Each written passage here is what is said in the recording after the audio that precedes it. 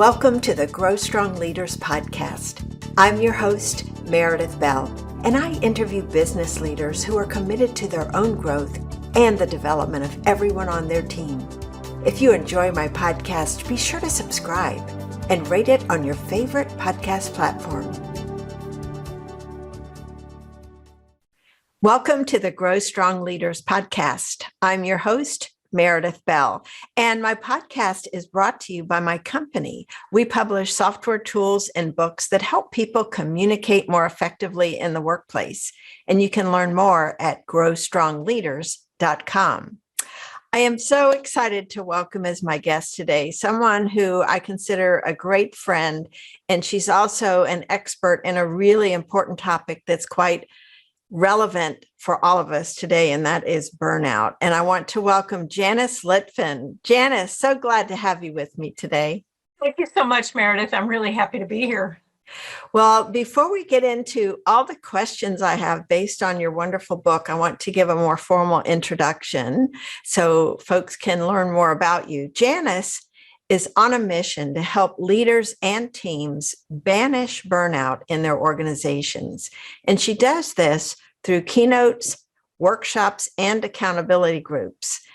And that includes teaching them to manage stress, to prevent burnout, to eat healthfully, and to fall in love with fitness, so that she's helping lots and lots of people learn to take care of their physical and mental health. She's the author of the Banish Burnout Toolkit, and we're going to take a deep dive into that book today. Janice, though, first, I really want you to tell my listeners a little bit about your journey to the work that you're doing today, because where you are today is very different from where you started out. That's very true. Very true, Meredith. Well, I don't know how far back you want to go, but let me start from the recent past. So during the 2008 recession, everyone will remember that, I had been doing technology recruiting for many years and loved the work, but I was ready for a change, and there was no work because we had a recession. So what do you do when you have nothing to do? You go to the gym. So I would drop my son off at school every day and go straight to the gym. And there I found Zumba fitness and became a Zumba instructor, which I'm still doing today on Zoom. And then after a couple of years, I thought, I want to go deeper and I want a new mental challenge. So I went back to school, as my mother did many years ago, and studied exercise science, physiology, anatomy, psychology, and nutrition. The psychology is what I really connected to. So I found the world of workplace wellness and began doing workshops on fitness and healthy eating, primarily because that was my background. And one day, a client called me up several years ago and said, "We want you to do a workshop on stress, but we want you to go deeper." And I said, "I can go really deep. I don't know how deep you want me to go." But I had some books on a specific area of psychology known as cognitive behavior therapy. And so I had 3 weeks notice, and I developed this workshop, a 1-hour workshop for a Worldwide Employee Development Day, and delivered it. It was very successful. Everyone seemed to love it and resonate with it. So I called it Banish Burnout. And so I went along doing this particular workshop and never looked back. I really love this work. Well, I want to ask you, because I know in your book you had talked about what you teach really is based on cognitive behavior therapy. For folks who aren't familiar with that, what does that really mean? What is that approach? Premise is that anyone can change their behavior from the inside out. And I'll give a proviso before I say anyone. If someone has chemical imbalances in their brain and they're under the care of a psychiatrist, then they can't snap their fingers and change their behavior because there's a physiological thing going on in their brain. Everybody else can change their behavior. And so if you catch yourself overreacting at work or letting things really bother you for a long time, like many days instead of like one day. I mean, things happen, but how long should we stress about them? And so if you catch yourself letting things bother you for a long time, that's an indicator that you might want to change. And so what we do is we look at typical stress reactions and we reality spin them. And so it's about changing who you are from the inside out. Reality spin. That was a term that I had not heard or read before, and I was fascinated with that. So talk about the context and what does that really mean? What are you talking about people doing when they do a reality spin? Well, that's so funny that you haven't heard that, because out here in California, that's been a common phrase for many years. And so it's a bit of a slang, but it really communicates the point. It's interesting to me that on the East Coast, you hadn't heard that term. But really what it is, let me give you an example. Let's say you're in a meeting and you're trying, as a group, you're trying to solve a problem, and somebody decides to be rude, who knows why, and they say, oh no, that won't work, we don't do things like that. The person's going to have a reaction. We're human beings, but hopefully at work, you're not going to argue and start a big fight. You're going to let it go for the moment. If you're paying attention, your body will tell you that you're upset. You'll get knots in your stomach, elevated heart rate, sweat. There's all kinds of physiological reactions. And if you're paying attention, your body will still be reacting hours later. And so you need to look at how you felt and how you reacted. And I do that through the tool in tool number 1, which is the stress audit. And we take it to, like I said, how long you let the reaction go on. I used to get really, really upset, take things way too personally, and stay upset for 5 days and then complain to everybody. Finally, I learned that that wasn't doing me any good, even though there was a relief by calling a friend, but dwelling in the negativity, it made me relive the negativity every time I told the story. And I realized that maybe I need to look inside myself and see if I could shorten and change that span so I could be more aware and a happier version of myself. So it's about reframing your reaction and not letting things bother you for so many days and not getting so extremely upset. Mm-hmm. You know, behavior, I'm sorry, I interrupted. No, behavior like that, in my case and in many cases, comes from role modeling. So I had a mother who, I'll say I loved her very much. She was extremely intelligent, taught me many things, but she role modeled this negative behavior that I'm talking about that I grew up with. And I found out, this is a fun story. I found out by going to a family reunion with her on the East Coast where she grew up one day when she was being really negative about some of the cousins and why they were talking and she wasn't included. And she made these really negative comments. And I thought to myself, wait a minute, that's me.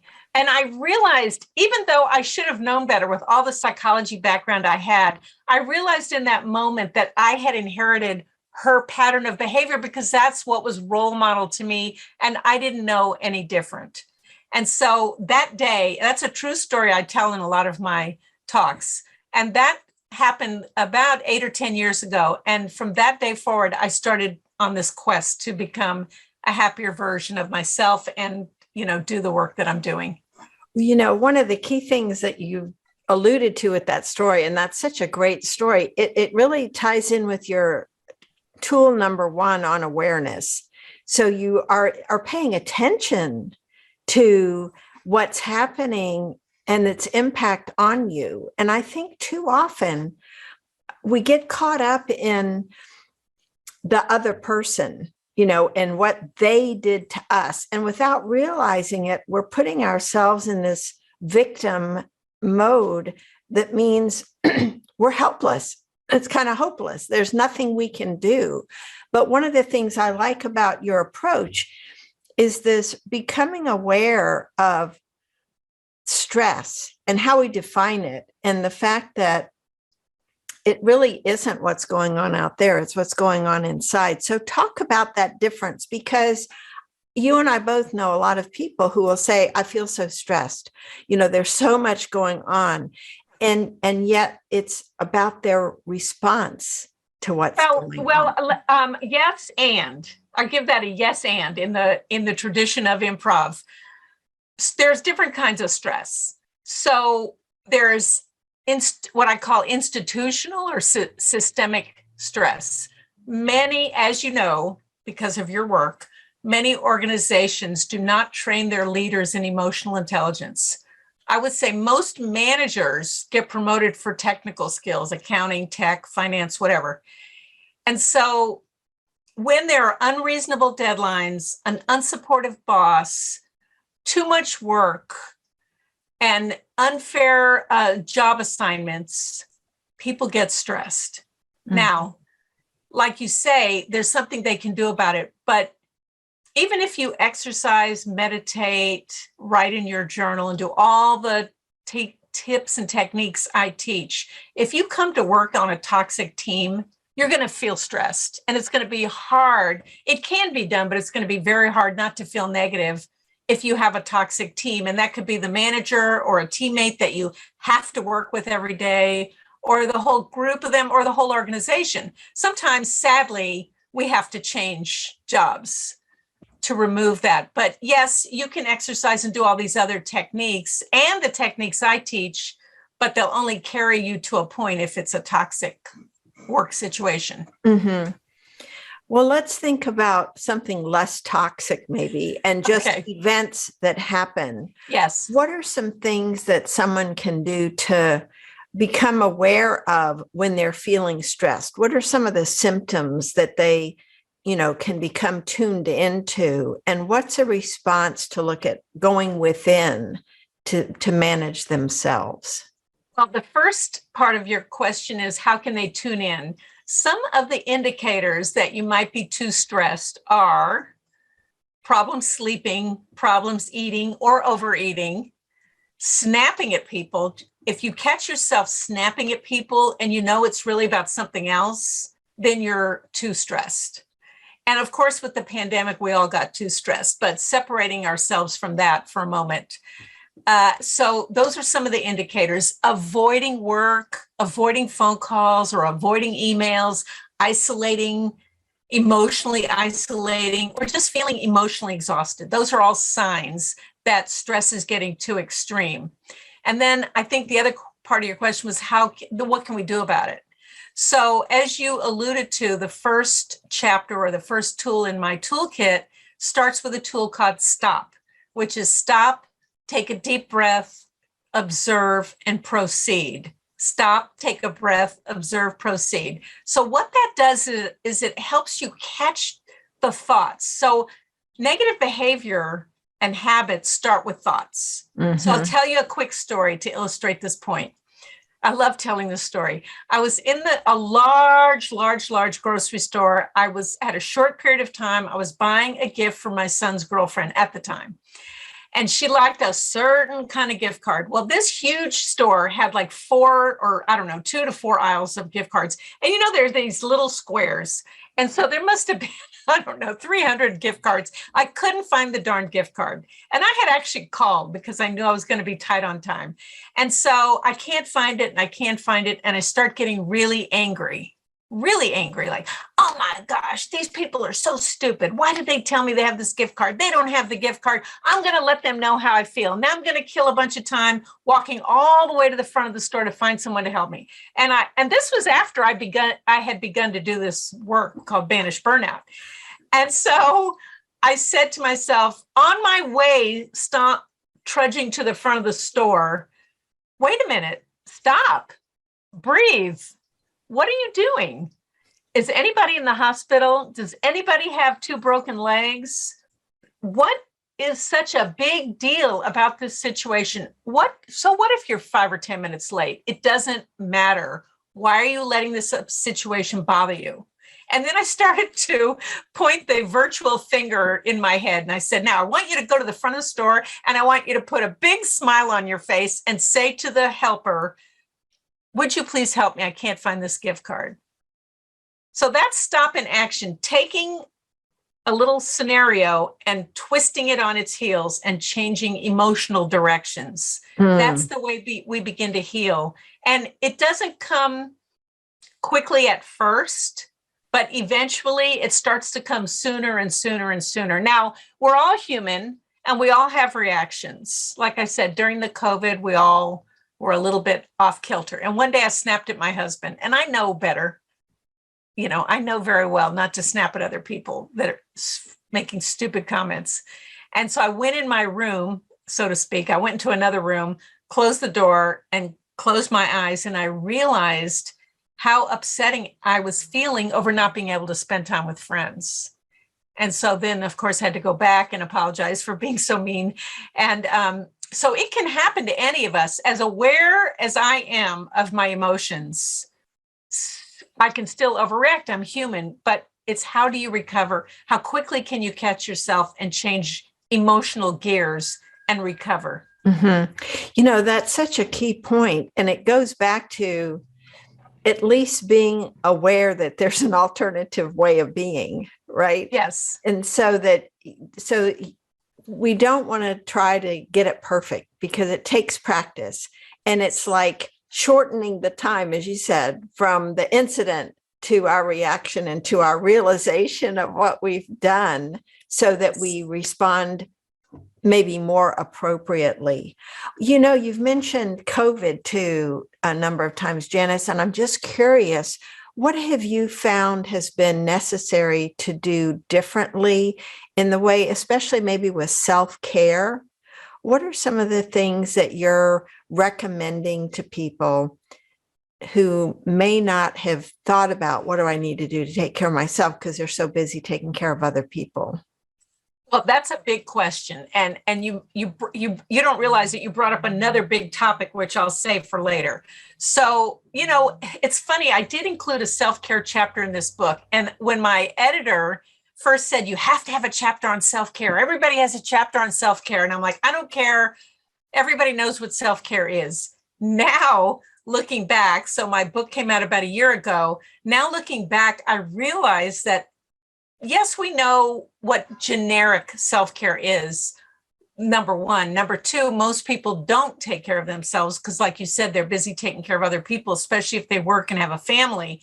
But there's some unusual parts of self-care that a lot of people don't think of. For example, going outside for 10 minutes a day, even in bad weather. Well, now, if it's a storming rainstorm or a snowstorm, I don't recommend you go sit outside. Although it is good to get out and get some fresh air and, use your super weather clothing. But if you can get outside 10 minutes a day, as soon as you walk outside, vitamin D is activated by the sun. Even if it's not a bright sunny day, it still comes through. And it instantly puts you in a better mood, because dopamine is released, endorphins, all kinds of happiness chemicals are released.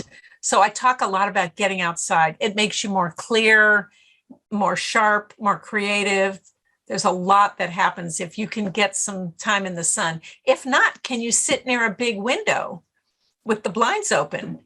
That's even helpful. I've even read that if you're getting ready to go on vacation to a destination like Hawaii or Arizona or Southern California, if you can put a picture on your screensaver or your bulletin board of that destination, that can actually release happiness chemicals because your mind is already focused on your happy place. Mm-hmm. So getting outside is one of my big number one ideas. That's great. And, it's true. I'm an avid bird watcher and love getting out with nature. And, whether we see a lot of birds or not, just getting outside, like you say, has a restorative effect that it really does feel good, no matter what the temperature may be. Because in Virginia, we have a little bit more variation, I think, than you do in California.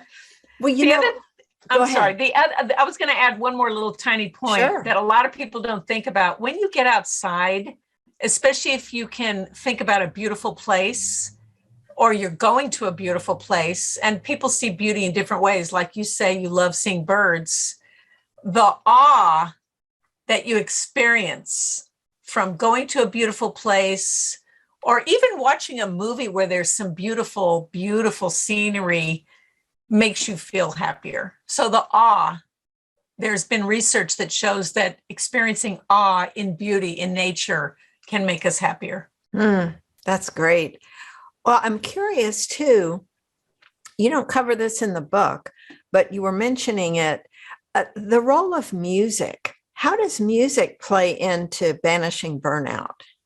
That's such a big topic, and I'm starting to dive in. Just today, I watched a YouTube by a gentleman named Dr. David Greenberg, who is I believe he's a neuroscientist, and he did a TEDx talk about the role of music.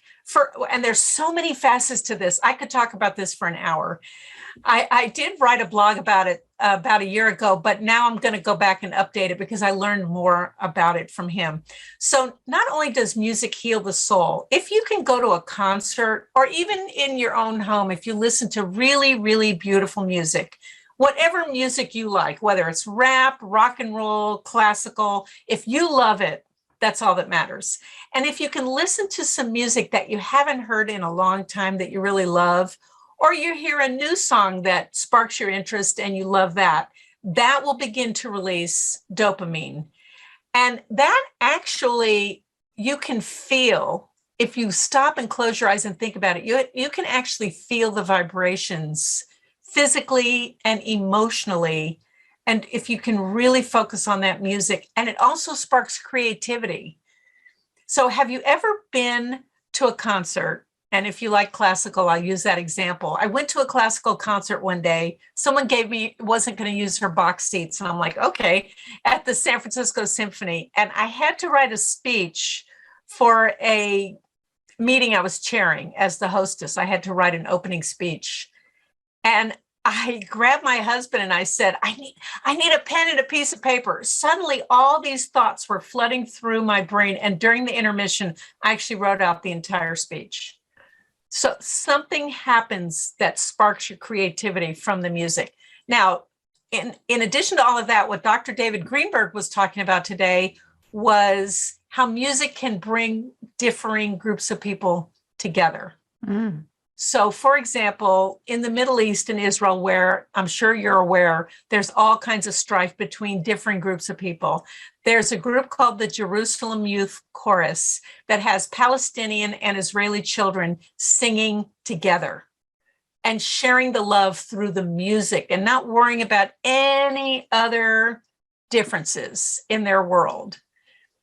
And if you can think back to childhood, where you had friends that maybe were a different religion or a different skin color or something very different about the upbringing. Children don't care about all that. All they care about is having fun and being together.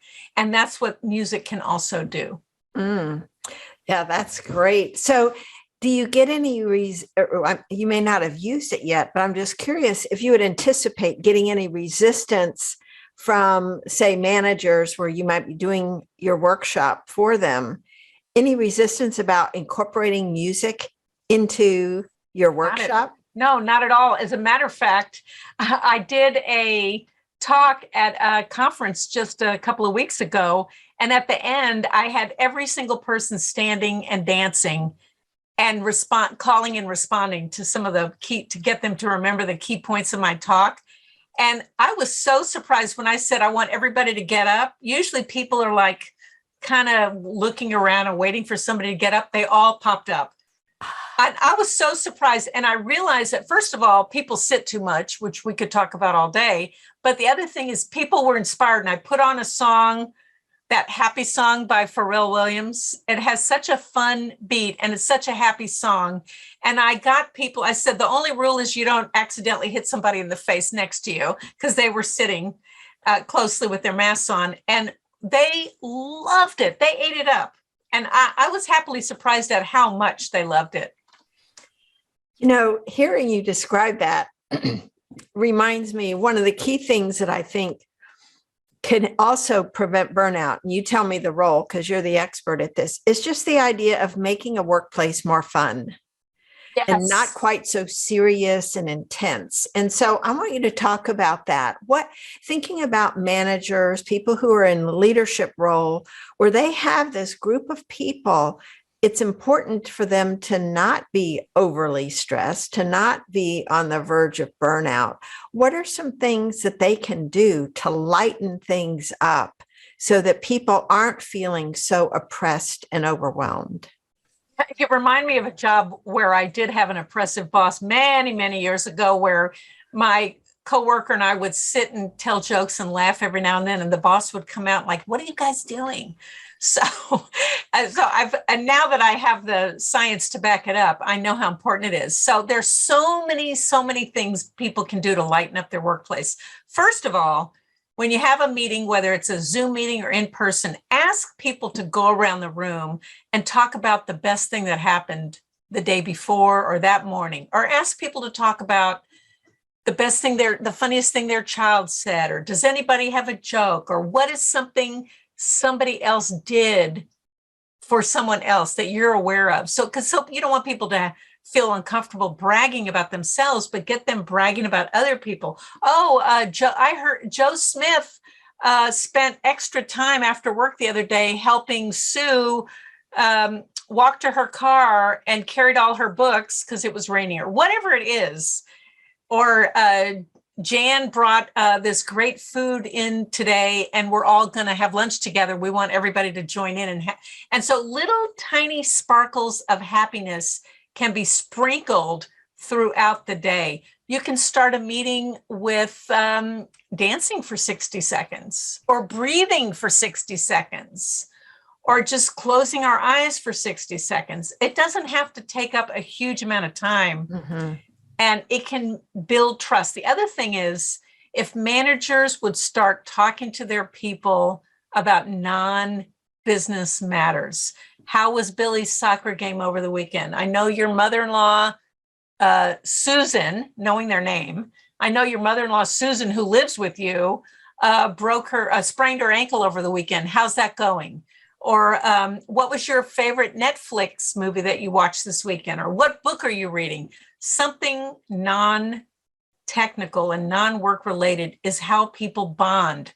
And we're human creatures, as I keep saying, we want to bond socially. It releases oxytocin.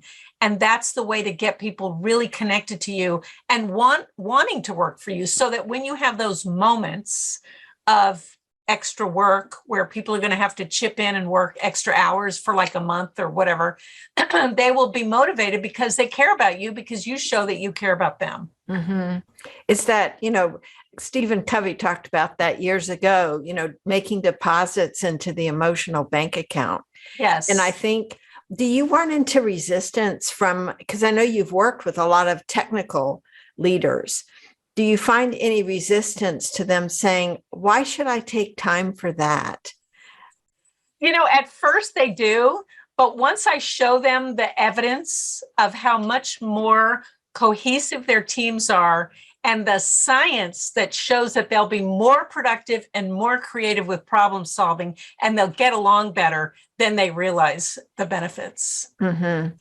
Because technical teams have a lot of strife. As a person who was a techie, I was a software developer, software trainer, software QA, and people are always jockeying for position. My technical solution is the best, and people will fight, especially because we have such a huge cross-cultural population, certainly in California and many other parts of the country, I'm sure on the East Coast too. And so people come to work with different upbringing and different cultural role modeling, as I described with my own mother.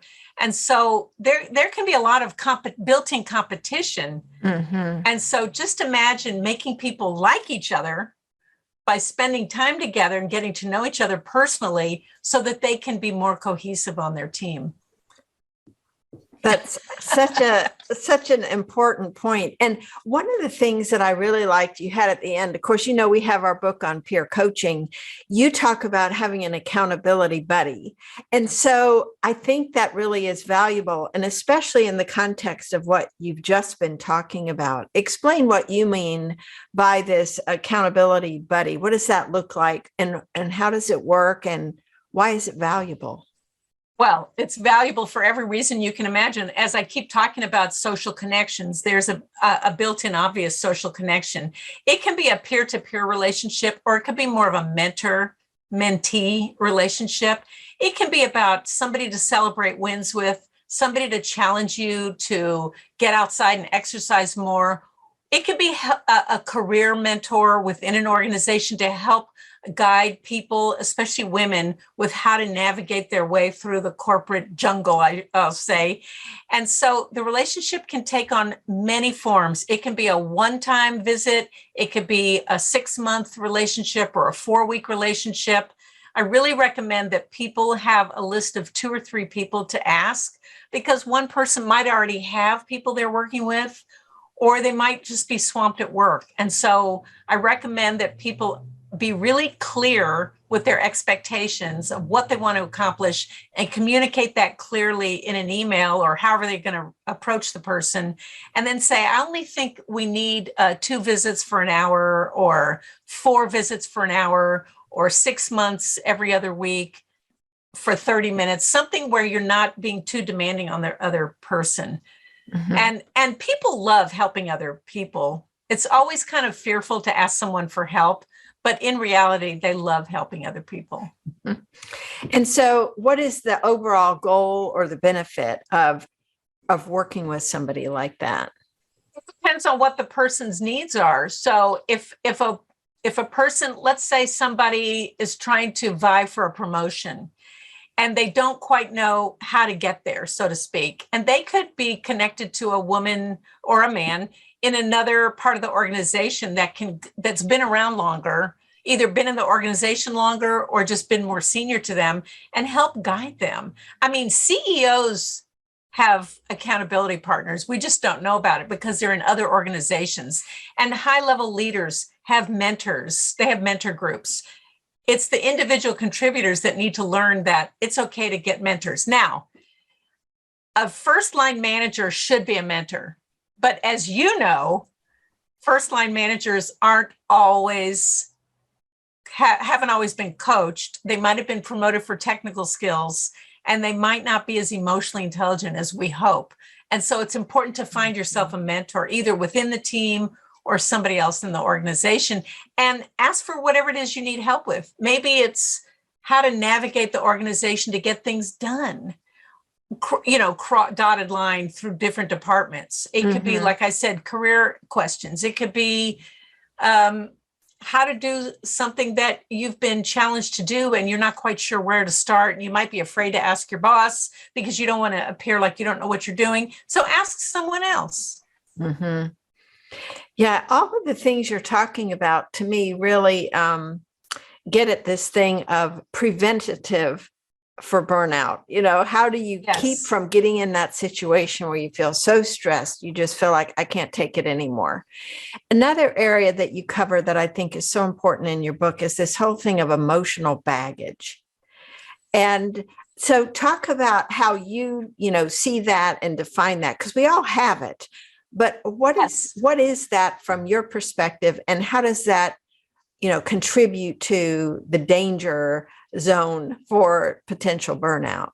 Very dangerous. It's very dangerous. So it is my contention that most people walking around the workplace, whether it's a big corporation or a small organization, with unresolved emotional baggage. For example, my husband worked for a startup for about a year, and it was a very tiny company. It started out with 12 people, and he was given the challenge of hiring a number of people, very techie, cutting edge technology. And the CTO would regularly scream at people, and when he was angry, to me, that's somebody who with unresolved emotional baggage, or someone allowed him to scream. He had parents that didn't bring him up with the proper mental health.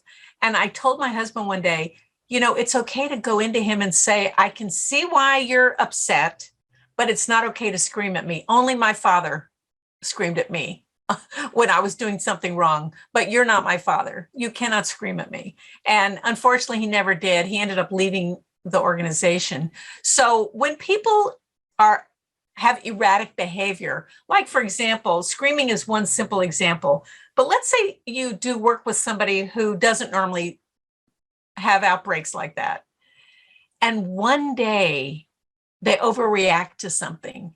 You can tell something's bothering them. If their reaction doesn't fit the situation, they're hanging on to something that's bothering them, or they have unresolved emotional baggage and they need to look at it. Now, that's a tricky situation for a coworker to say, I think you have some unresolved emotional baggage, and I want you to read chapter 3 of this book I know about, that, or go to a therapist. That's tricky. But the best thing you can do is look at the person and say, is everything okay? Do you need help with something? What, I can see something's bothering you. Are you okay? Especially if a manager is really, it's important for them to take someone aside when they see that erratic behavior. Well, yes, because if that is permitted to happen and go on and it's never addressed, then it's what's the reason to change it? I like your question there. The one that came to my mind as I was listening to you for that scenario is simply to say, hey, what's going on? You're not yourself today. What you're saying, how you've responded to this is not what you typically would do. And so I think it's really what we're talking about, Janice, is offering an invitation for someone to be able to stop using your STOP, with guidance from someone else. Because sometimes when we're caught up in it, that seems like reality. Our perception at that moment is messed up because maybe something happened earlier in the day or earlier in our lives. And we can't see how our response, as you said, is totally out of whack in relation to the situation that we're encountering. Absolutely. Yes, absolutely. The whole point is that we all want to get along better. And here's a little tagline I made up one day. A happy employee or a happy group of employees makes a healthy company, because when employees are happy, they'll go the extra mile, and it will impact the bottom line because the productivity will be more effective and higher. Absolutely. Janice, there's so much more we could talk about. We've kind of come to an end of our time that's available. So I would love for you to just think about, what have I not asked you about that would be a really good insight or tip that my listeners could take and use to help them not just, banish burnout, but prevent ever getting to that point in the first place, so that they can live, as you say, a happier, healthier life. Well, I like managers and leaders to show their employees that they care. And we've talked a lot about how it helps the organization. I do want to point out that it's the right thing to do. Treat others the way you wish to be treated. I often say to a leader, treat your employees the way you would treat your children. Now some people are not very good parents, so you have to be careful for that. But treating people, the golden rule, treating people the way you wish to be treated, it's the right way to behave at work. You want people to work a certain way. You've got to show them that you care about them, and you have to earn their respect and trust. I used to tell my father this all the time, you don't get respect just because you're the leader. You earn the respect because you've gone out of your way emotionally and opened yourself up to the other people so that they can feel they care about you. So huge when you think of mental health versus mental illness and what contributes. It's that feeling of belonging that you've really been emphasizing throughout, the feeling of being cared about and cared for. Yes. So important. So the book is Banish Burnout Toolkit. Janice, tell people how they can connect with you, get a copy of your book, and learn more about the services you provide. Thank you so much for asking. So my website is janicelitvin.com. I'm sure it will be in the show notes, and you can see my name in the bottom corner, janicelitvin.com. The book is on the book page. The media is on the media page. The testimonials are on the testimonials page. And the speaking information is on the speaking page. So there's a lot of information out there. I do all-day workshops. I've done an 18-minute TED type of presentation. I often do 1-hour presentations, 90 minutes. It can take any form. Great. Well, I highly recommend your book. I thought it was excellent the way you structured it and how practical and useful it is. The word toolkit really is a good word to have in your title because it's something people can use. You provide some wonderful tools. Janice, thank you so much for who you are and the work that you're doing to help everyone in an organization live a happier, more fulfilled life. I appreciate you. Thank you. I appreciate you too, Meredith. Thank you so much for having me. I really appreciate the work you're doing as well. Thanks for tuning into my podcast. Now head over to growstrongleaders.com and check out our 2 books, Connect with Your Team and Peer Coaching Made Simple. While you're there, download the free facilitator guide to find out how to implement our unique peer coaching system. Until next time, I'm Meredith Bell.